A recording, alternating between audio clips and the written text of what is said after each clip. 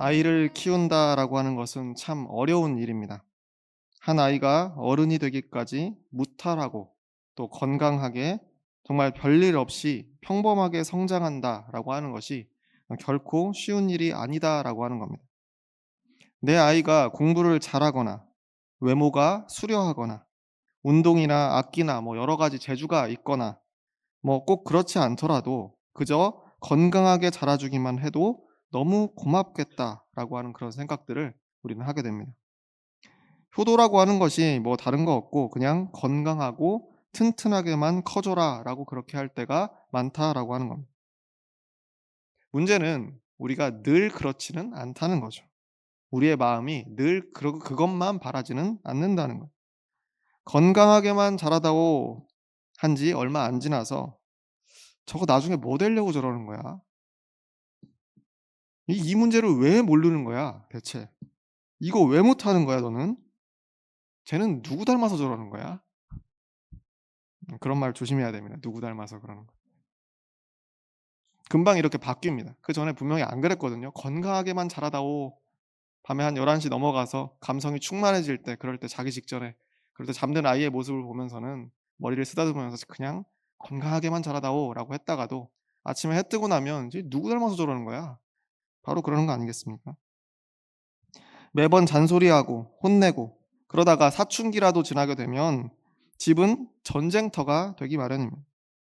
그 아이가 어른이 되어도 사실 이 구도는 크게 바뀌지가 않습니다. 아니 다른 집 딸들은 안 그러는데 왜 내 딸만 이렇게 속을 썩일까? 다른 집 아들들은 안 그런데 왜 우리 집 아들은 이렇게 웬수 같을까? 웬수 웬수가 여기 사투리잖아요. 그죠? 아닌가요? 원수랑은 좀 다른 거잖아요. 그러니까 그렇게 격한 말은 아니지만 참 잘 어울립니다, 아들들한테. 그러다가 자녀가 또 한 번 큰 어려움을 겪거나 몸의 아픔을 겪거나 이런 일들을 겪고 나면 또 바뀝니다. '아유 그래. 다른 거 없고 그냥 건강하게만 크면 됐다.' 그런 마음이 또 드는 거죠. '다른 거 효도할 거 없다. 그냥 너 건강하고 행복하면 됐다.'라고 또 그렇게 이야기합니다. 잘 생각해 보면 부모와 자식 사이라고 하는 것은 늘 평생 동안 이런 모습인 것 같습니다. 그냥 건강만 했으면 그저 행복하기만 하면 그게 효도다라고 그렇게 이야기하다가도 하는 꼴을 보고 있자니 이 마음이 또 답답하고 또 화가 나고 잔소리하게 되고 그러다가 또다시 돌아오고 온탕과 냉탕을 평생 동안 왔다 갔다 하는 관계가 부모와 자식의 관계가 아닌가 생각을 합니다. 그래도 부모의 본심은 그저 무탈하게 잘 크기만 했으면 건강하게 잘 자랐으면 특출나지는 않아도 자기 기준에 행복하게만 살았으면 하는 것이 여느 부모의 가장 큰 바람이긴 할 겁니다. 어린아이였을 때나 아니면 장성한 청년 때나 아니면 자녀들이 이제는 중년의 나이가 되었어도 내 자식은 늘 보고 싶고 궁금하고 또 걱정되고 그런 거 아니겠습니까? 오늘이 어버이 주일이고 엊그제 금요일은 또 어버이날이기도 했는데 부모가 바라는 가장 큰 선물은 그저 자식들의 웃는 모습이 아닐까. 아마 이것에 다들 동감하실 것이라 저는 그렇게 생각을 합니다. 무탈한 자녀들의 모습을 보는 것이 가장 기쁘고 자녀들이 행복한 모습을 보여주는 것이 부모에게는 가장 큰 효도가 아닐까 그렇게 생각을 해봤다는 거죠. 신약 성경에 보면 예수님께서 세례 요한에게 요단강에서 세례를 받는 장면이 나옵니다. 그때 하늘에서 이런 말씀이 들렸다라고 그렇게 기록되어 있습니다. 이는 내 사랑하는 아들이요 내 기뻐하는 자라. 오늘 본문이었던 마태복음 3장 16절과 17절 말씀을 보면 이렇게 되어 있습니다. 함께 읽어보겠습니다. 시작. 예수께서 세례를 받으시고 곧 물에서 올라오실새 하늘이 열리고 하나님의 성령이 비둘기같이 내려 자기 위에 임하심을 보시더니 하늘로부터 소리가 있어 말씀하시되 이는 내 사랑하는 아들이요 내 기뻐하는 자라 하시니라. 아멘. 이는 내 사랑하는 아들이요 내 기뻐하는 자다. 예수님께서 장성하시고 이제 때가 되어서 사역을 시작할 그 무렵에 하나님께서 예수님을 두고 이런 말씀을 하셨다라고 하는 겁니다. 모두 앞에서 이런 말씀을 하시는 거죠. 이는 내 사랑하는 아들이요 내 기뻐하는 자다. 마치 자기 자녀를 자랑하는 여느 부모의 모습이 상상되는 그런 표현입니다. 그런 말씀이죠. 사실 요즘은 부모님들보다는 할아버지 할머니들이 손주들을 더 많이 자랑하시는 것 같아요. 예전에 이렇게 신방이나 이런 거 다니면 아마 참고 계시겠죠. 자랑하고 싶지만 참고 계시다가 그 물꼬를 그 마음을 알아서 이게 가서 교역자가 먼저 이 말에 물꼬를 살짝 터 주면 그러면 이제 막 쏟아지기 시작합니다. 이 손주들에 대한 칭찬들이 막 쏟아져요. 한참 쏟아지면 너무 많이 쏟아지는 것 같으면 이제 슬쩍 얘기를 하죠. 저기 10,000원 내놓고 이야기하시라고. 자랑하실 거면 여기 앞에 테이블에 10,000원 정도 내놓고 그럼 들어 드리겠다고 이런 이야기도 합니다. 그러니까 그만큼 자기 자녀를 그리고 손주들을 자기의 후손 그러니까 자손들을 이렇게 자랑한다라고 하는 것. 당당하게 다른 사람들 앞에서 그렇게 이야기할 수 있다라고 하는 것이 아마 큰 행복일 겁니다. 근데 마치 그와 같은 모습으로 예수를 지금 사람들 앞에서 그렇게 자랑하고 있는 그런 하나님의 모습이 여기서 떠오르게 됩니다. 어쨌든 여기 요단강에서 세례받는 예수님을 보면서 하나님도 아마도 우리와 같은 모습으로 우리와 같은 그런 마음을 품으시고 이와 같은 칭찬을 하신 것이 아닌가 저는 그렇게 상상을 해 봤다는 거. 그저 건강하게 잘 자라서 예수님이 세례를 받고 있는 그 모습. 세례라고 하는 건 뭡니까? 이전의 삶을 이제는 접고 새로운 삶으로 하나님을 믿는 삶으로 내가 다시 한번 그렇게 새롭게 도둠하겠다. 발돋움하겠다라고 하는 그런 어떤 자기 결단이고 사람들 앞에서 그것을 증명하는 그런 자리가 아니겠습니까? 그러니까 그런 모습을 가지고 있는 예수를 보면서 하나님께서는 뿌듯하고 기쁘셨다라고 하는 겁니다. 설마 예수님께서 다른 사람들보다 똑똑하고 재주가 좋았기 때문에 하나님께서 그렇게 기뻐하셨을까요? 그가 잘생겼고 키가 크고 뭐 이런 조건들이 좋아서 하나님이 그 조건들을 보고 자랑스러워하고 기뻐하셨겠습니까?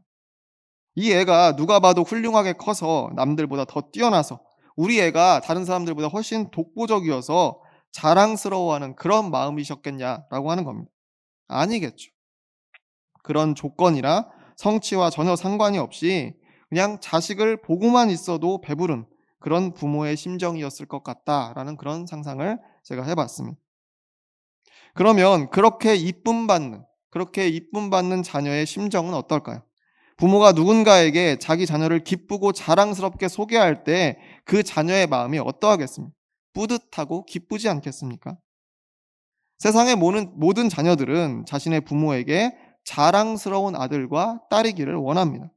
그러니까 부모가 자신을 두고 내 사랑하는 아들입니다. 내 자랑스러운 딸입니다. 그렇게 소개한다면 그 기쁨과 뿌듯함이 얼마나 클지는 굳이 표현하지 않아도 우린 다 알 수 있는 겁니다.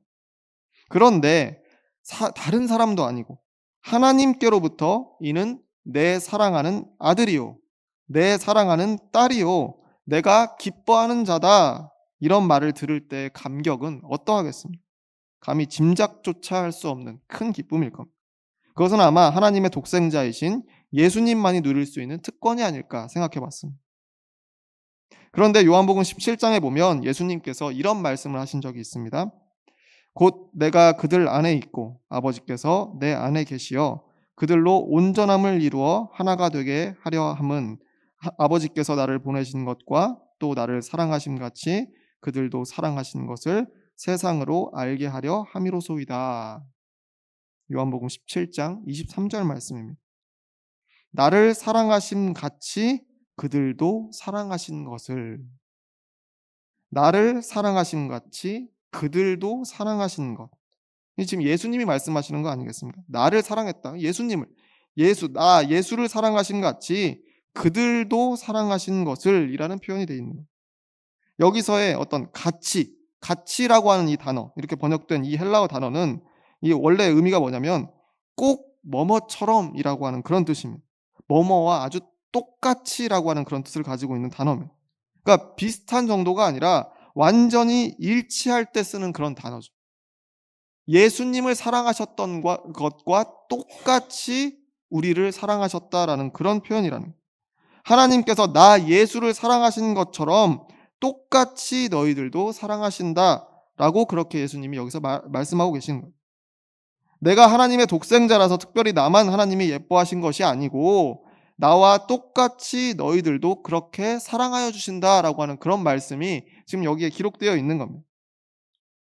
그러면 아까 위에서 이는 내 사랑하는 아들이요 내 기뻐하는 자라 라고 말씀하셨던 그 하나님의 음성이 요단강에서 세례를 받고 무트로 막 올라오는 예수님께만 주시는 말씀이 아니고 지금 우리 한 사람 한 사람에게도 똑같이 주시는 그런 말씀일 수 있다라고 하는 거예요. 그것은 곧 우리 한 사람 한 사람을 마치 당신의 독생자인 것처럼 우리를 그저 바라보시기만 해도 흐뭇해 하신다는 그런 뜻이나 마찬가지라는 거예요. 마치 부모가 어린 아이를 바라보듯이 할아버지 할머니가 손주들을 보고 웃음을 감출 수가 없듯이 우리를 사랑의 눈길로 바라보시는 분이 바로 하나님이시다라고 하는 사실입니다.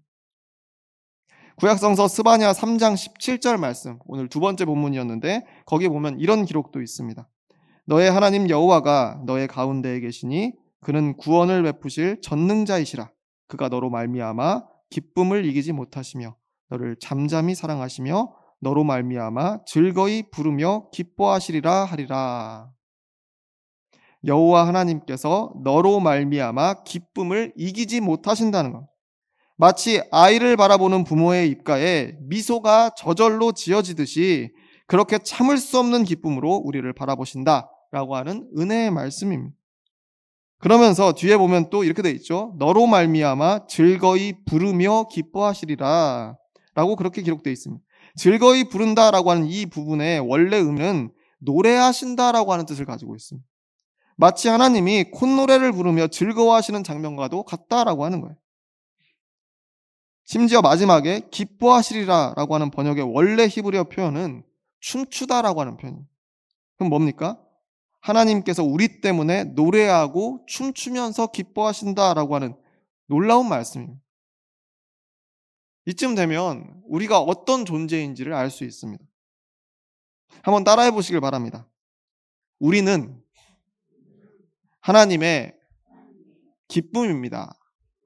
한 번 더 해보겠습니다. 우리는 하나님의 기쁨입니다. 아멘. 우리가 하나님의 기쁨이 된다는 거예요. 우리로 인해서 하나님께서는 기쁨을 이기지 못하시고 또한 노래하고 춤추면서 그렇게 우리를 사랑하시고 기뻐해 주신다라고 하는 겁니다. 그런데 우리가 이 말씀을 읽으면서 잠깐 건너뛴 본문 말씀 한 구절이 있습니다. 뭐냐면 바로 너를 잠잠히 사랑하시며 라고 되어 있는 그 부분입니다. 이 부분 바로 앞 문장에 뭐라고 되어 있어요? 기쁨을 이기지 못하신다라고 하는 표현이 있고 또 이 문장의 바로 뒤에는 너로 말미암아 즐거이 부르며 기뻐하시리라 노래하고 춤추며 기뻐하신다라고 하는 그런 표현이 바로 뒤에 이어집니다. 그런데 그런 역동적인 표현들 이 두 사이에 잠잠히 사랑하시며 조금은 어울리지 않는 것 같은 문장이 사이에 끼어 있죠. 여기서의 잠잠하다라고 하는 이 단어의 원래 뜻은 조용히 안식하다, 묵묵히 바라보다라고 하는 그런 원어적인 뜻을 가지고 있습니다. 저는 이 단어를 지극하게 바라보다, 지긋하게 바라보다라고 그렇게 해석하고 싶습니다. 그러면 하나님은 우리를 사랑하시되 지긋하게 바라보면서 흐뭇해 하신다라고 하는 의미로 이 말씀을 읽을 수 있을 것 같습니다. 다시 말해서 하나님이 우리를 보고 기뻐하시는데 우리가 살아가는 그 모습 그대로를 지그시 바라보시면서 기뻐하신다라고 하는 겁니다. 무언가를 더하거나 뺄 것 없이 그저 우리의 삶을 있는 모습 그대로 고개를 끄덕이시면서 받아들이시고 기뻐해 주신다라고 하는 겁니다. 마치 부모가 자녀들을 멀리서 바라보면서 흐뭇하게 미소 짓듯이 그저 건강하게 별일 없이 무탈하게만 자라거라. 큰 욕심 부리지 말고 작은 행복들에 만족하며 살아라. 그게 효도지 다른 것은 필요 없다. 라고 마치 그렇게 말씀하시는 것처럼 하나님도 그런 시선으로 우리를 잠잠히 바라보며 기뻐하신다라고 하는 그런 의미의 말씀인 겁니다. 그런데 저는 여기서 한 가지 의문이 또 생겼습니다. 그러면 하나님께서는 우리의 지금 삶을 그대로 보시고 흐뭇해 하시고 기뻐하신다라고 되어 있는데 그럼 지금 만약 제가 고난을 겪고 있다라고 하면 그건 어떻게 되는 겁니까?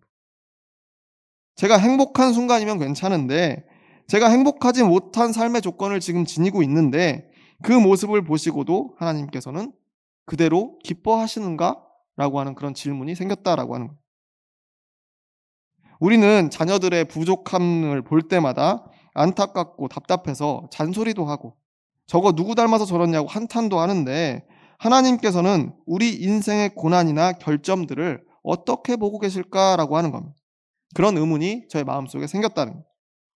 내 삶이 어렵고 고달프고 고민과 한숨이 멈추지를 않고 눈물이 마르지 않는 나날들을 보내고 있다라고 한다면 하나님께서는 나를 그리고 내 인생을 어떻게 보고 계실 것인가 라고 하는 질문이 제 마음속에 생겼다는 겁니다.